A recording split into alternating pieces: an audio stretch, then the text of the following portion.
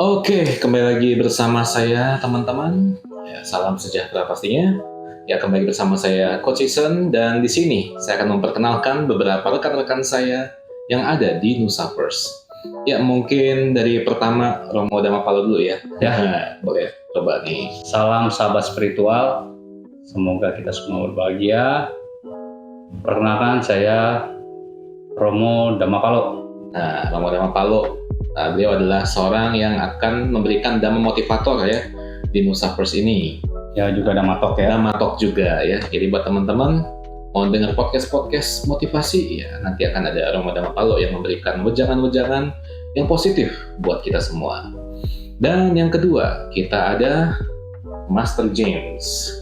Ya, mungkin boleh diperkenalkan Master. Halo, salam persaudaraan semuanya. Selamat datang di channel Nusa First. Ya, ada Romo Damapalo, Coach Isen, dan saya Master James Brian. Nih di sebelah saya nih, ya Coach ya. Monggo diperkenalkan. Nah, sekarang Halo sahabat Nusa First, Chan saya Acan Hudson. Makasih udah diundangnya sama Coach Isen, sama Romo, sama Mr. James. Jadi oke. Nah, jadi itu dong ya. Ya, inilah. Oke, ya. Masih perdana. nih. Masih perdana, Masih ya. baru. Jadi masih agak gitu ya. masih agak-agak sedikit Goyang-goyang dikit. goyang-goyang dikit, nggak masalah. Saya aja bergetar nih. Woi, bergetar saudara-saudara. Ya, jadi kita di sini sebetulnya kita berkumpul itu pasti ada alasannya dan ada tujuannya.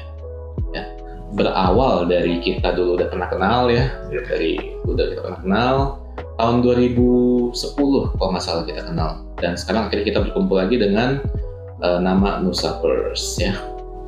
Oke, nah kenalan udah pada kenal ya, teman-teman ya, sama rekan-rekan saya dan saya juga. Nah, sekarang kita akan mengulas atau kita akan bertanya-tanya pengalaman-pengalaman apa nih yang akan diceritakan oleh rekan-rekan saya ya. Jadi kita akan tanya dulu nih untuk Romo Damapalo dulu kali ya. Nah, ini gimana nih pengalaman spiritual, kenapa bisa menjadi seorang Romo, kenapa bisa terjun di spiritual?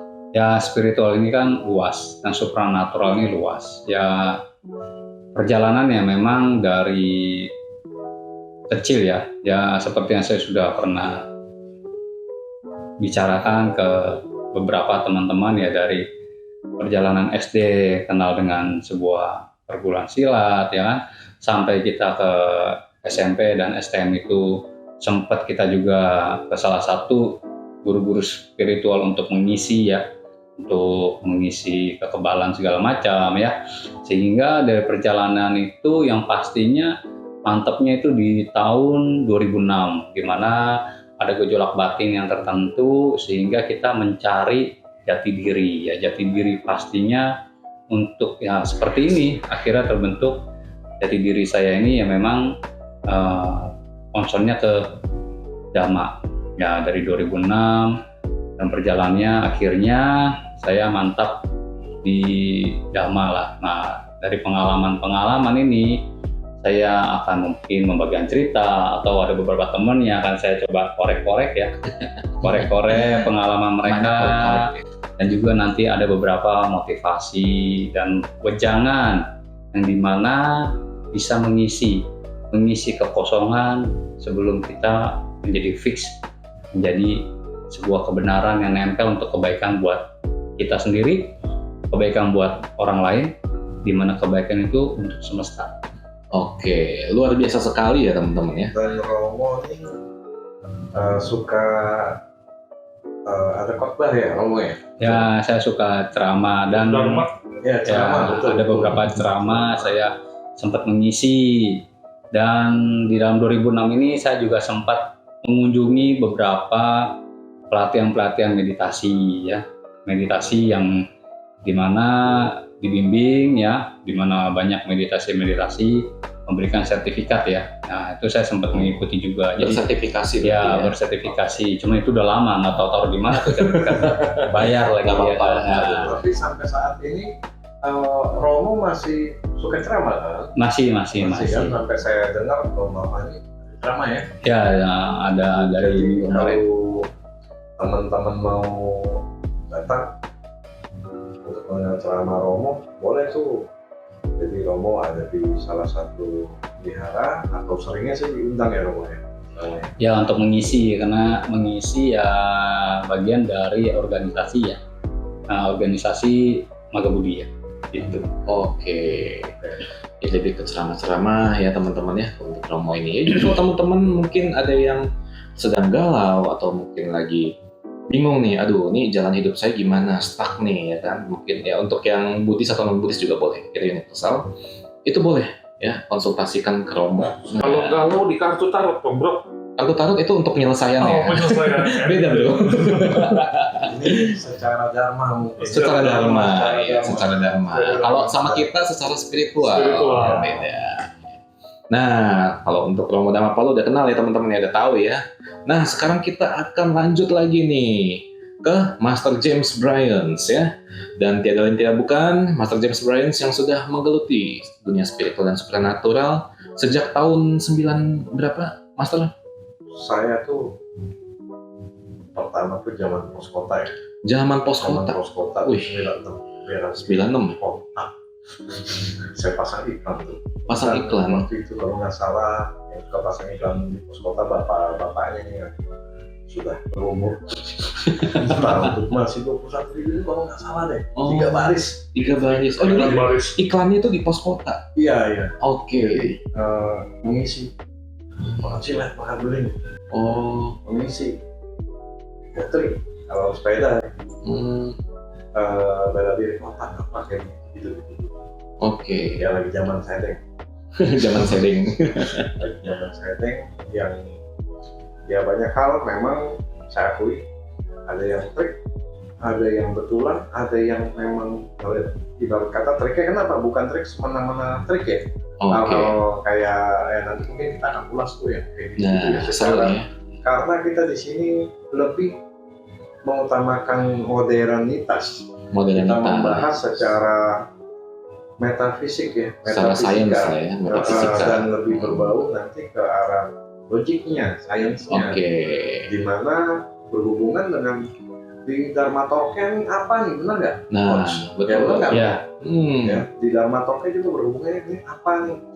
Ya, jadi ada hal-hal metafisika yang seakan-akan trik atau memang trik juga ada, tapi itu sebenarnya cuma buat satu sugesti. Oh, sugesti untuk meyakinkan kali ya. Meyakinkan. Kedua kayak makan sirup beling nih kita jadi ngobrol nggak apa-apa lah ya, ngobrol Nggak apa-apa, ya, santai aja. Kan banyak Kita nih harus semua santai. yang dibilang Nah, orang tuh trik. memang iya, gimana cara ngunyahnya. Betul. Dan dia kalau masuk ke lambung, Robek lambung kita. ada satu zat enzim itu yang melindungi lambung. Iya. Tapi Oh. pertanyaannya itu kalau 1-2 biji. Tapi kalau makan siletnya 17 biji, Nah, nah saya pernah 17 biji. puluhan biji. Oh, puluhan biji. Saya makan. Oke. Beling juga. Kalau sebanyak itu, yang ngeri lah ya biar enzim kita juga. Iya. Asam lambungnya. Asam lambung ya. Nah, itu ngeri lah. Tapi apalagi gotri itu saya ratusan saya pernah. Blok Waduh. ya, untuk mengisi badan. Itu rasanya apa, Master? Saya sampai ada 3 kali saya ya. Yang pertama puluhan itu keselak, keluarnya masuk mulut keluar hidung. Waduh. Berarti Itu yang farmasi ya. ratusan, 4 kali saya keselak. Memang ratusannya sih nggak sampai ratusan, berapa ratus gitu ya, 100 lebih waktu itu. Oke. Harus habis. Waduh. Kacau nih saya bilangnya. Itu pokoknya mungkin kalau udah banyak kan, kesetep keluar lewat hidung. Lewat hidung. Berarti nggak masuk ke Nggak sini. masuk. Iya. Langsung naik ke atas Naik ke lagi. atas. Mas, ininya nolak. Cuman yang saya bingung itu sebanyak itu saya, maaf kata buang air besar nih. Saya tungguin, nggak ada loh. Nggak ada. Berarti nggak keluar dong. Kemana tuh Mister? Kalau saya pribadi bisa dibilang sih itu dari pengalaman ya, Iya. dan dari kita mengkaji secara batin,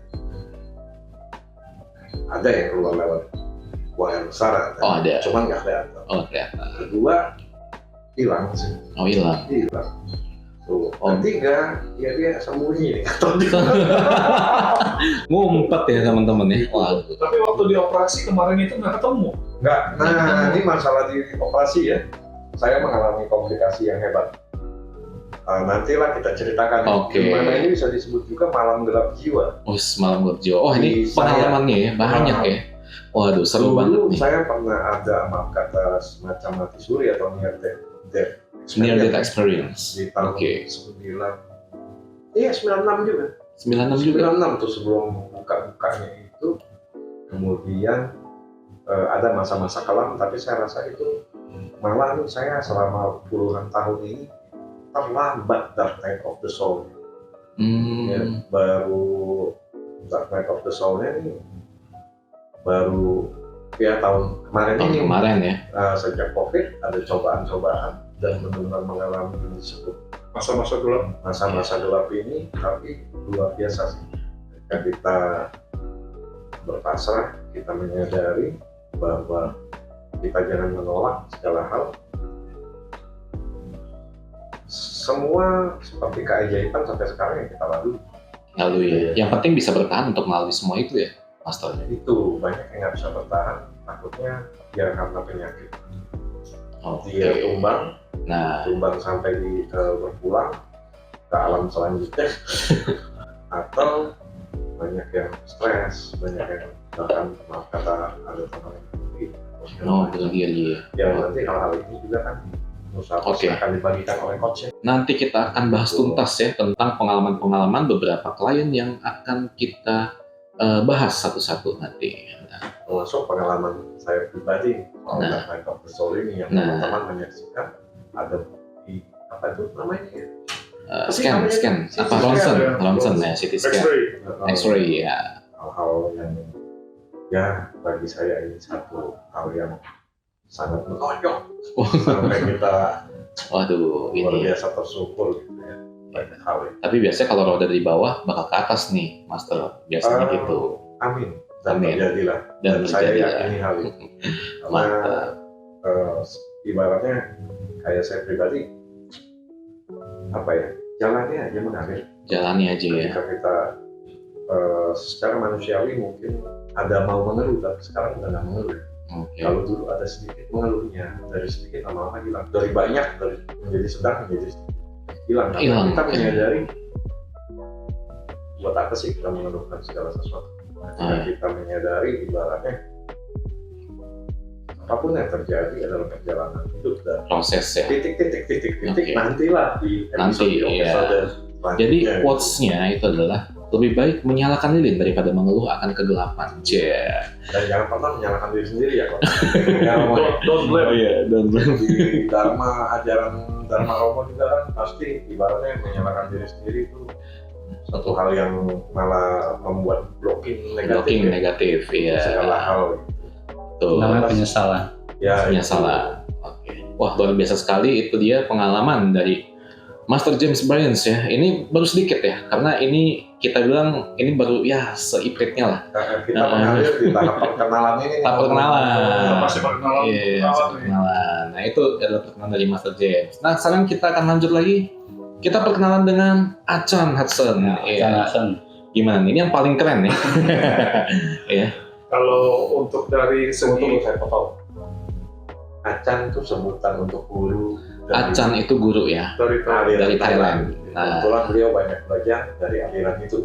Nah, itu. Ya, monggo gimana nih Achan nih? sebenarnya sih kalau dari perjalanan saya dengan Romo ini dulu udah 12 tahun ya Rom ya.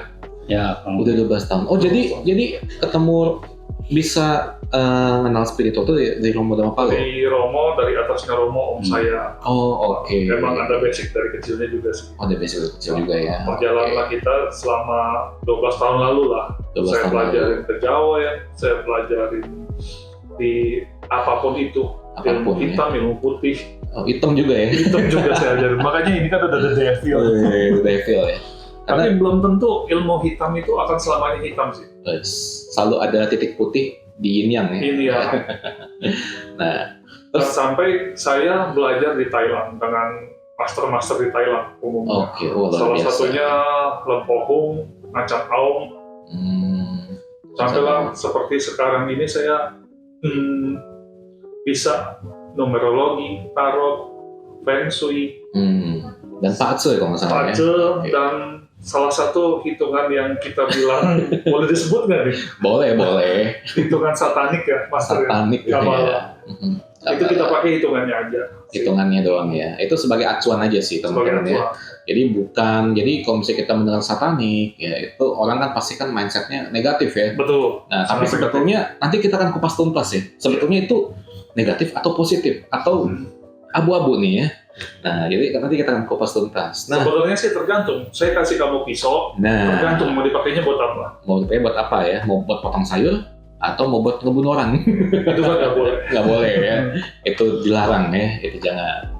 Sampai itu saya ketemulah dengan Bronson ini. Kolaborasi lah kita di salah satu mall ya. Waktu itu saya dengan Bro Hudson kita ketemu dan saya juga diundang di podcast atau bukan ya event ya, Di event saya. event di online tapi ya di Iya. Billion Link waktu itu Ya ketemunya di di tempatnya Romo Dama Palo. saya. Berapa kali ketemu, akhirnya podcast di Billion Link ya. Iya di Billion Link. Asal-muasalnya. Tinggal lihat di IG aja tuh podcastnya ada.